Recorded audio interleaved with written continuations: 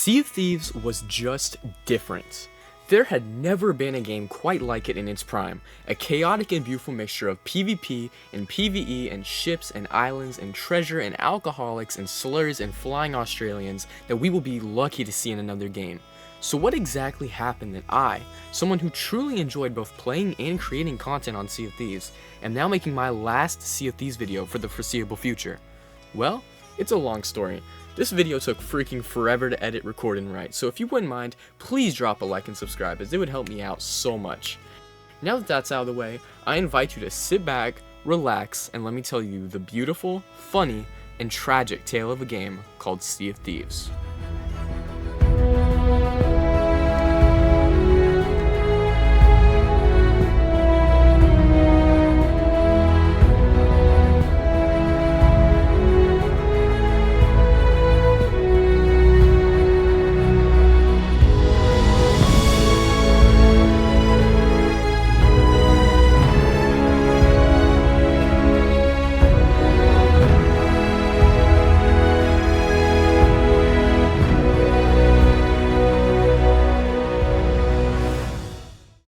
Sea of Thieves came out on March 20th, 2018 and was released as an Xbox exclusive, growing to become the flagship game of Xbox Game Pass, and would end up one of the most played games on both Game Pass and Xbox as a whole.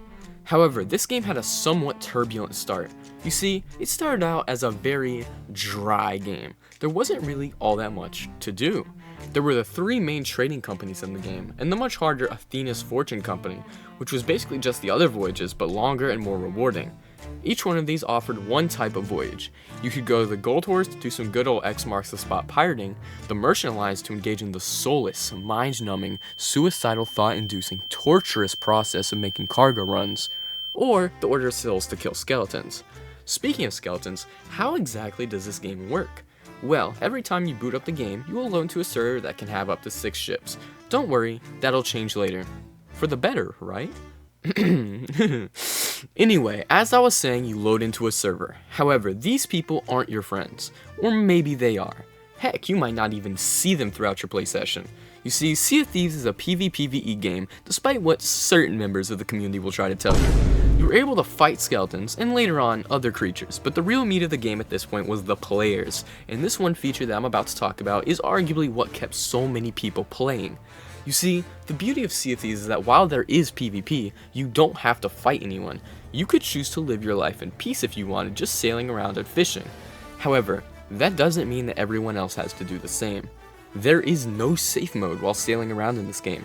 At any point, you could get stolen from, killed, have your ship sunk, have slurs yelled at you. It was truly a time to be alive.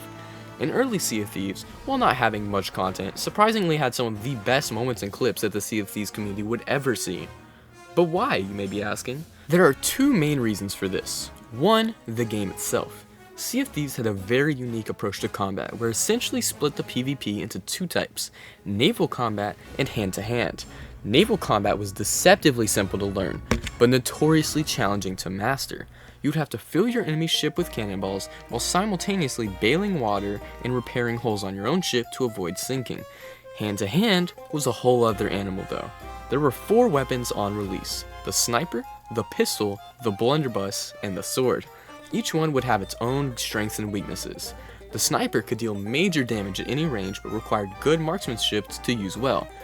The pistol dealt decent damage at most ranges and was a good all-around weapon. The blunderbuss, while useless at long range, was a juggernaut on the deck of a ship and kept you on your toes at all times. And finally, the sword. The history of the sword in Sea of Thieves honestly deserves its own video, but let's just say it was a somewhat spammy weapon at close quarters and could deal crazy damage if you got a combo off.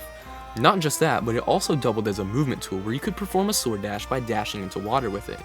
This final jack-of-all-trades weapon did absolutely insane numbers in the early phase of the game, as nobody actually knew how to play yet, so there were basically no counters. This resulted in pretty much everyone having a massive coping issue with it, and thus the derogatory term Sword Lord was born. We'll check back up on those guys later, but for now, all you need to know is that they would definitely make a name for themselves later on. This PvP system, while maybe a little unbalanced, had the most important part down: It was fun to play with no matter what you used. Sure, some loadouts were better than others if you took the game seriously, but Sea of Thieves was not a competitive game. There wasn't ever going to be a Sea of Thieves esport, so there was no reason to round it all that much. The second reason why this game did so well at the beginning links back to what we just talked about. Everyone sucked. This is a common occurrence at the beginning of a new game's life cycle, and is the main result of what we see in games like Fortnite, where the OG players lament the fact that everyone new is quote-unquote sweaty.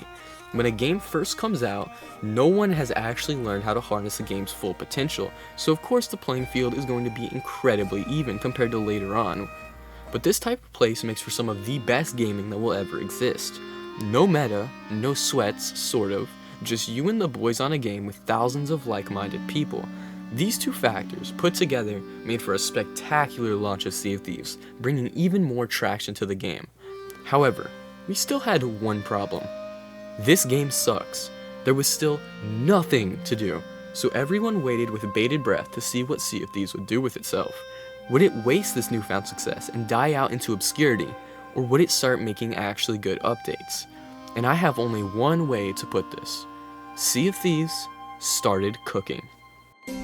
A new free update has rolled in from across the waves and landed upon the shores of the Sea of Thieves is here. Expanded ship customization,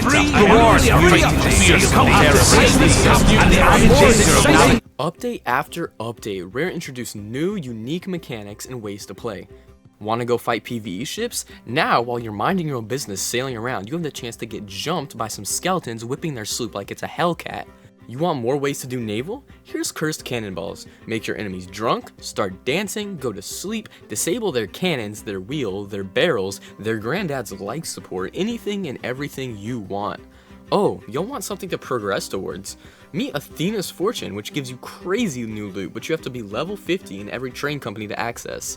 Did someone say a story mode? Introducing Tall Tales, which you can just do for fun, or you can grind them to make your pirates shiny. Update after update, Rare just did not miss. More cosmetics, more loot, more items, more voyages. It was an amazing place to be.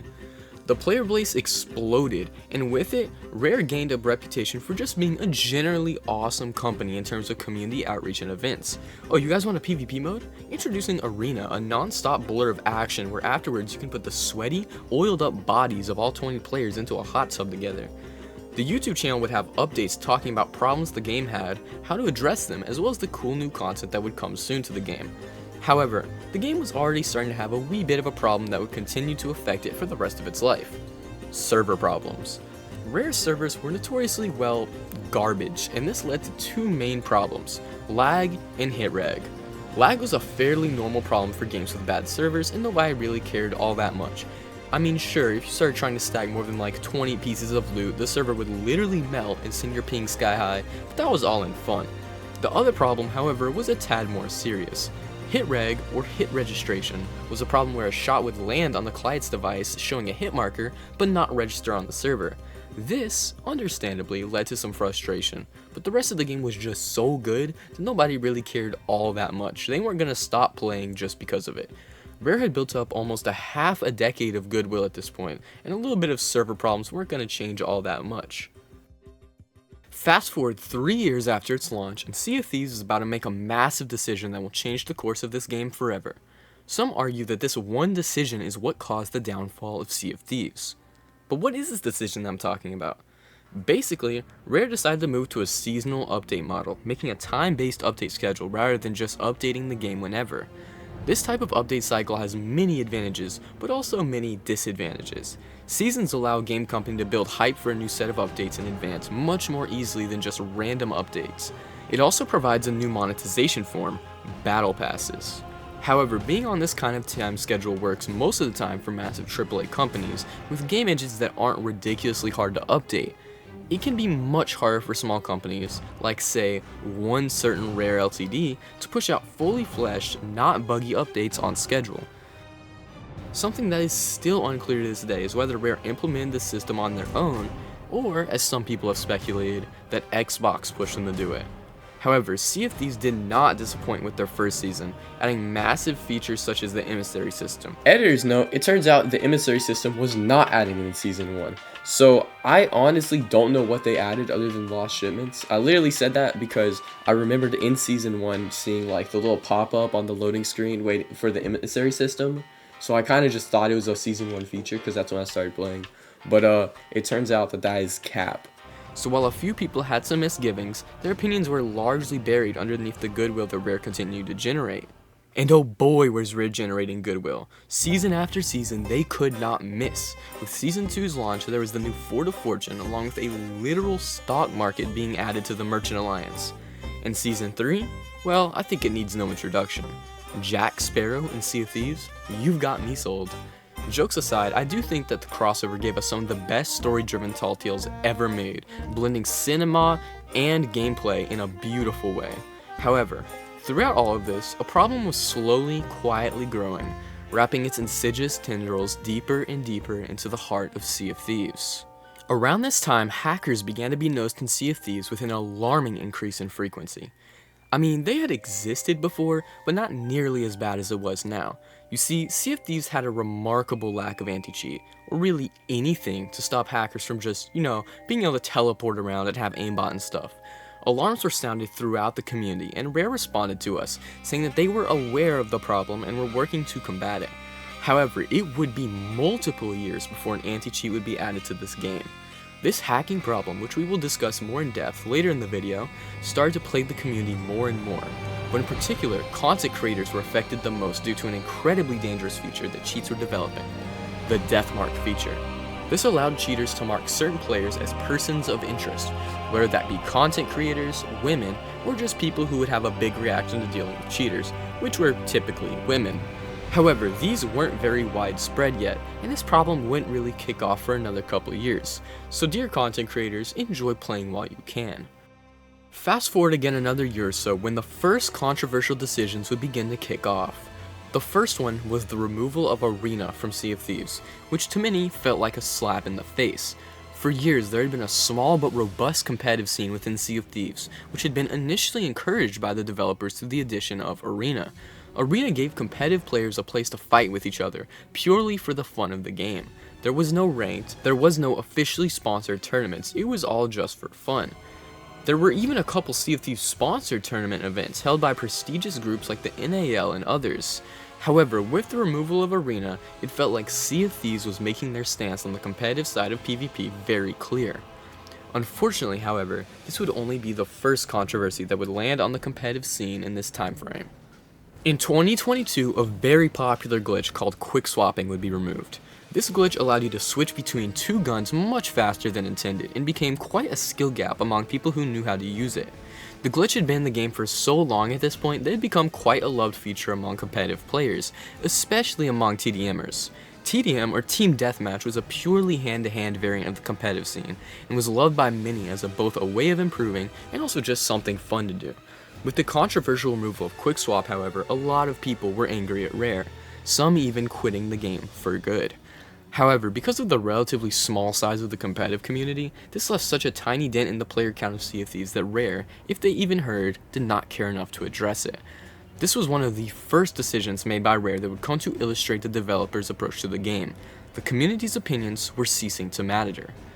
The developers of Sea of Thieves had a vision for their game that they would pursue even at the cost of their own players, and this would result in some very inconsistent approaches to glitches, with glitches like the super sword lunge being kept while other glitches like crud launching being removed.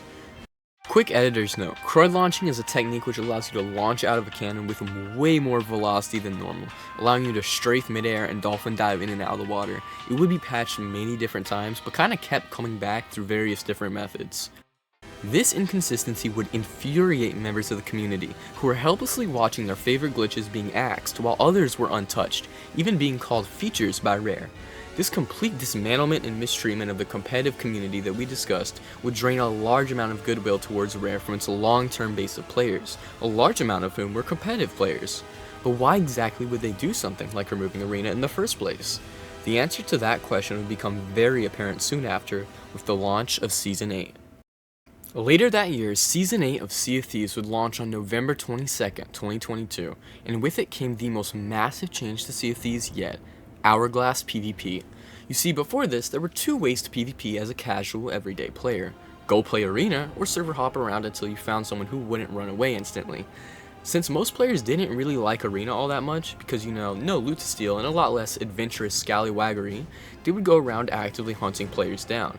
This created a very healthy ecosystem for Sea of Thieves, as people would actually play the game, doing voyages and things while looking out for other people to mug. If this video gets like 100 likes, I'll make another video explaining exactly why this is so important, but for now all you need to know is loot on people's boats makes everyone happy. People play differently because they have something to lose, and people attack more because they have something to gain. However, with the introduction of Hourglass, all of that changed. If people wanted PvP, they would no longer have to sail around. Instead, they could just hop straight into a match of PvP. And while this sounds good on the surface, it had an immediate, palpable effect on the seas. The waves just felt empty. So much of what made this game good was destroyed by a single feature which the developers really could have never foreseen.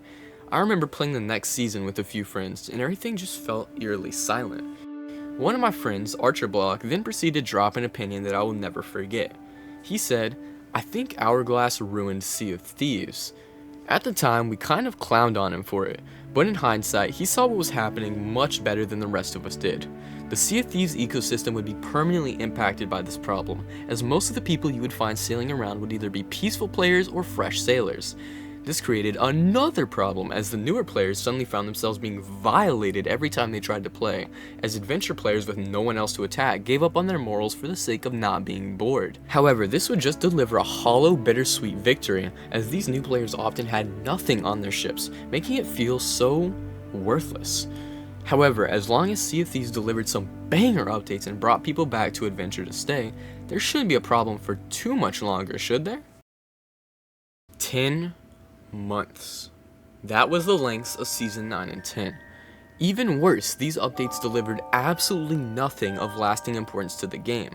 Season 9 was largely a filler season in terms of gameplay changing content, which then proceeded to stretch on for an exhausting amount of time.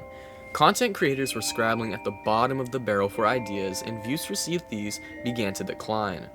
Then, Season 10 came out and introduced one new feature that was an actual gameplay change, the Skull of Siren Song, which was an extremely uninteresting and mostly worthless item, and which got almost completely abandoned after 3 weeks. Sea of Thieves players were at this point starving for content. People were quitting or taking quote-unquote breaks more than ever before, as an already quiet adventure got zero updates to draw people in. And then finally, there was the addition of Safer Seas. Safer Seas was a PvE only game mode which was intended to be used as a stepping stone for newer players into the real game, which was adventure.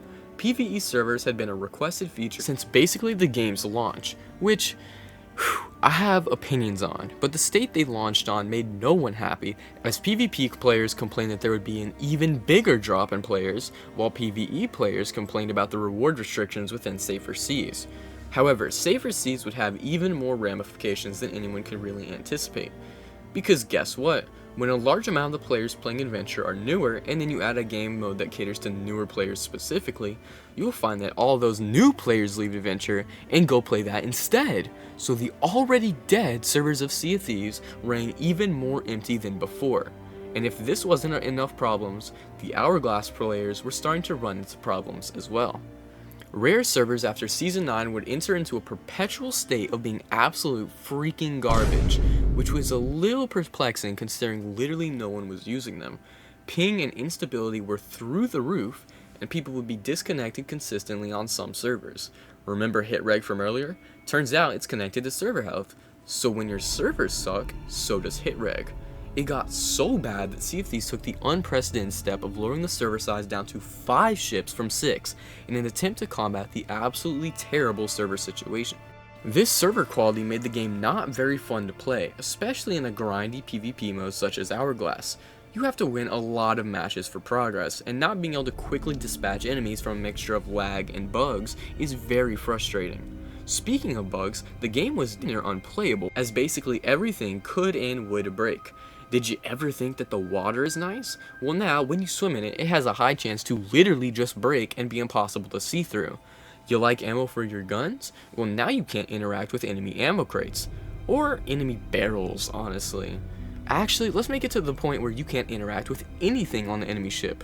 You like being able to break someone's mast? Well, now, when you break their mast, you might not be able to see it drop, leaving you constantly unsure of whether or not you should actually start trying to death spiral them. These game-breaking bugs made the game absolutely miserable to play. However, the content creators continued to thug it out, and this partially kept the game alive. You see, when you see someone playing a game and having fun, it makes you want to get back on and have some fun as well. However, this final, most important part of the devilish pentagram of issues plaguing Sea of Thieves would soon begin to kill off the content creators as well.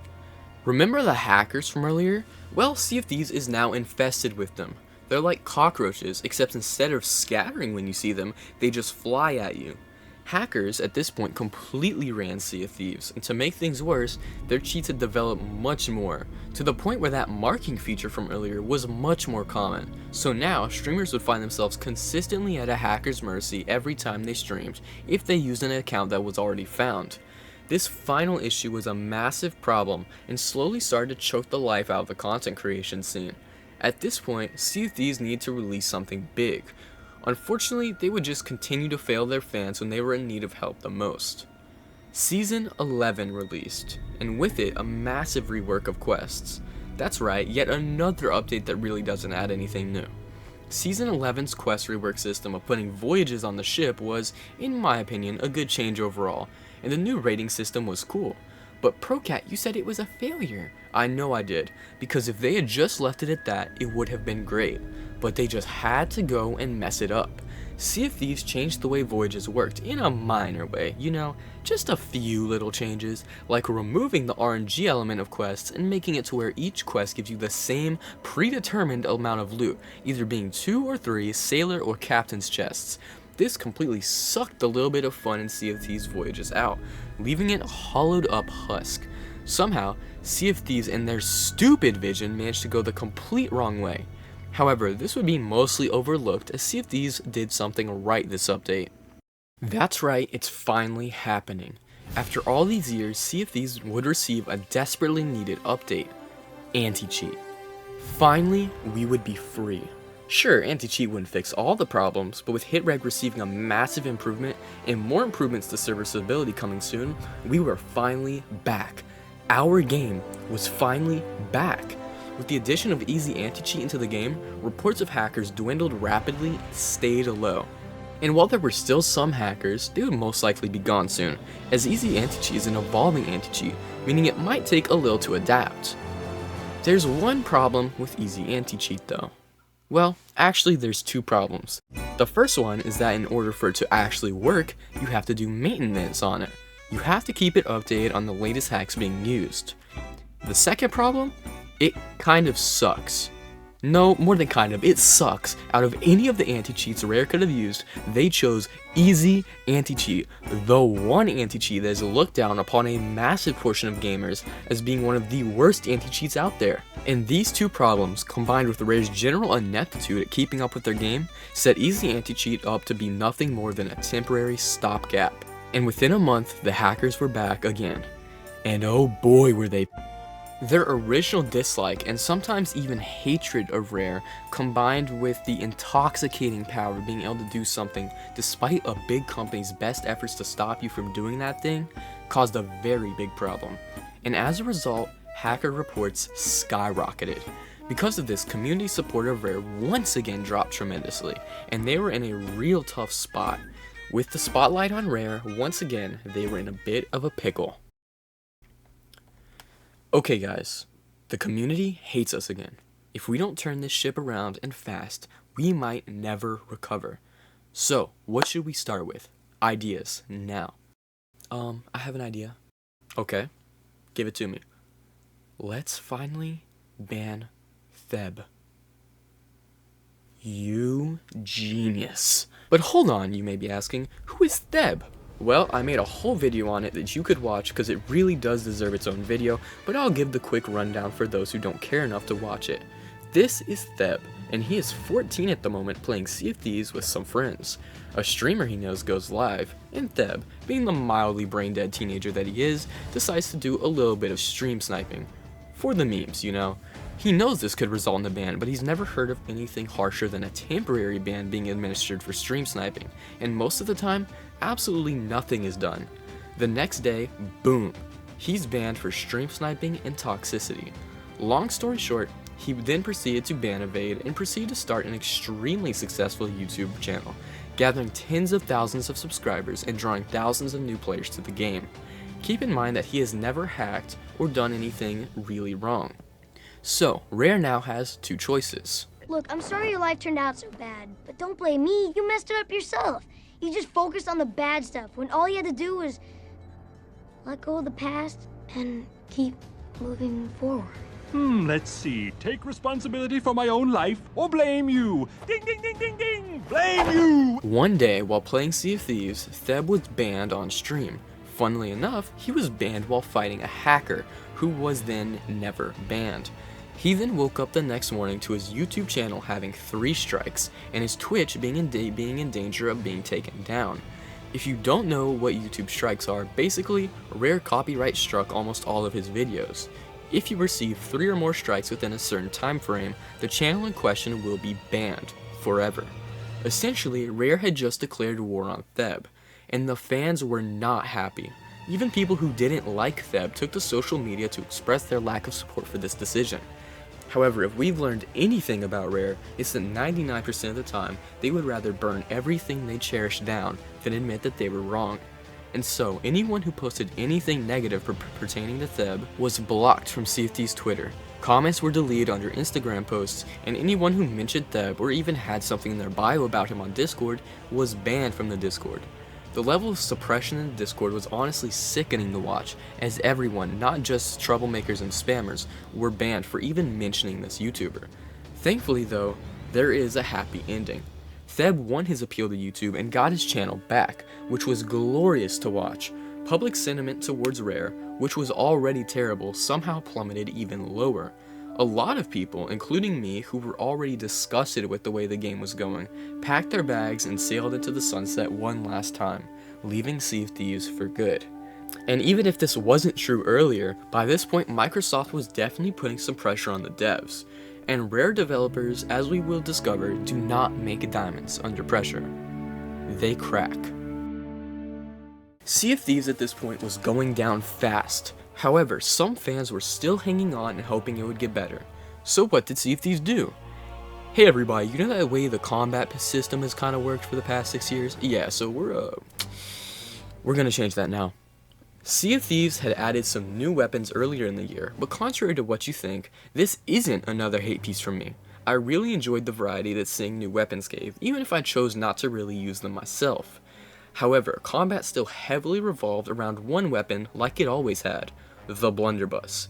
You see, most weapons in Sea of Thieves can't deal a lethal amount of damage without having to reload, except 2, the sword and the blunderbuss. However, the sword has the major drawback of needing to A, be within melee range, and B, taking multiple swings to kill. However, the blunderbuss was different. The blunderbuss was useless at any range above about 10 feet, but within that space, it had the potential to do huge amounts of damage. Now, while from the surface this might not seem like a big deal, it really is, because the way that Sea of Thieves works is very unique. When you die, you have a varying length before you can respawn, based on the size of your ship. However, if you're fighting a bigger crew, your strategy banks on reducing the members of their ship, which hampers their ability to do anything effectively. However, there is one element that controls the outcome of a fight: time. Time can give you the opportunity to run away while your teammate buys you more time. Time gives you the ability to sink someone's ship with nothing but a few firebombs in your blunderbuss because the opponent doesn't have time to repair. Time can keep your opponent scrambling or turn the tide of battle with one desperate board. And when the developers of Sea of Thieves made one crucial decision, this entire system that clearly not even they understood completely would come collapsing down. You see, Rare decided to just make a tiny little change. They made the blunderbuss no longer one shot. This effectively made it to where you had to be almost a pro to be able to fight bigger crews, as even if you got big damage off, their other teammate could jump in while the one you hit healed. And for those of you who are going to call me a blunderbuss spammer, That's kind of the point. Even if you didn't like dying to it, being able to blunderbuss spam leveled the playing field immensely, as almost anyone could pick up a blunderbuss and catch someone lacking by surprise, sending them to the Ferry of the Damned. And it was counterable, just don't sit still. The other effect this nerf had is that every fight took much longer now, as you could effectively out-heal literally any weapon in the game with pineapples. And the quote-unquote buff that the blunderbuss received actually made the situation worse, as it increased the knockback ridiculously, causing the fight to take even longer, as if you did get good damage off, you also secured their escape for them, giving them time to restore their health. And if you thought that was bad, leaks came out from the insider program saying that quickscoping was being removed from sniper rifles. While this did thankfully get walked back later, this massive change in the combat system affected a lot of the people who then proceeded to leave, as the hardcore PvPers thought that they were about to get completely wiped out, while hourglass grinders now had to take even longer per fight. Sea of Thieves was in complete shambles at this point. And guess what? Unfortunately, it only goes downhill from here. The updates over 2024 would suffer from extreme problems in both timing and depth, as there would be massive amounts of delays, item removals, and bugs plaguing any new addition. And most of the time, the content added wasn't really content. There wasn't anything new within the game to grind out and work with that didn't fall stale fairly quickly. And with that, the final nail of the coffin in Sea of Thieves fell into place. The content creators who had been suffering dwindling views and support, and frankly, interest in the game, began to leave. Popular names such as Cliff the Story Guy completely swapped games, while people like Toxie Sinclair stopped uploading altogether. It turns out that I did make a pretty good prediction video in March about what was going to happen to Sea of Thieves YouTube, which I linked in the description as well, by the way. Sorry, I'll stop. Anyway, but I did actually predict it, which I'm pretty proud of. However, I do want to bring up a pretty good point that somebody you guys might recognize made in the comments, which definitely had me thinking. It is, at the end of the day, our job to create content with the game, not just wait for new content to be fed to us so we can make boring content. But the problem is that the game needs to supply new content that is long-lasting, so that not only can we make long, good, unique content that hasn't been done before, but also so we and our audiences don't get bored.